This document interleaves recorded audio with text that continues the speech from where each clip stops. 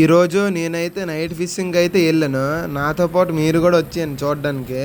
Night time మేము చేపలు పట్టడానికి వెళ్ళినప్పుడు సౌండ్లు, బ్యాక్గ్రౌండ్ సౌండ్లు మాత్రం భయంకరంగా ఉంటాయి. కానీ భయపడకుండా చేపలు అయితే పట్టాలి, మరి ఏం చేయలేం. మా అన్నయ్య చెరులో దిగి చేపలు పడుతుంటే మేమేమో ఒడ్డు మీద కూర్చొని సోది వేసుకుంటున్నాం అనమాట. ఇలా మాటల్లోనే మా అన్నయ్య అయితే చూడండి చేప మీద అయితే ఊజేసాడు. అది వెళ్ళిపోకుండా కొంచెం గట్టిగా అయితే ఊజి అడిసాడు చూడండి. ఆ ఊజులో ఏ చేప పడిందో వీడియో లాస్ట్ లో చూపిస్తా, లాస్ట్ వరకు చూడండి. ఈ చేప అయితే చూడండి లైట్ కొడితే ఎంత సైలెంట్ గా అయితే అలా చూస్తుందో. అయినా నేను దగ్గరికి వెళ్ళేసరికి అయితే ములిపోయి అయితే వెళ్ళిపోయింది చూడండి.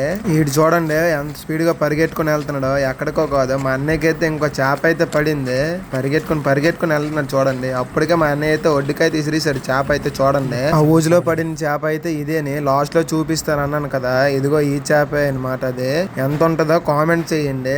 చేప ఊజులో పడినట్లు మనకి ఎలా తెలుస్తుంది అంటే, ఆ చేప అయితే ఊజులో పడిన వెంటనే ఒక సౌండ్ అయితే చేస్తుంది అనమాట. ఒకసారి వినండి సౌండ్. అప్పుడు మనం ఊజు కొంచెం గట్టిగా అడుచుకొని చేపనైతే జాగ్రత్తగా పట్టుకోవాలన్నమాట. సరే అయితే ఉంటాను. నెక్స్ట్ వీడియోలో ఎన్ని చేపలు దొరికాయో పెడతాను. అప్పటి వరకు మన ఛానల్ని లైక్ అండ్ ఫాలో మాత్రం మర్చిపోకండి. ఉంటా మరి, బాయ్ బాయ్.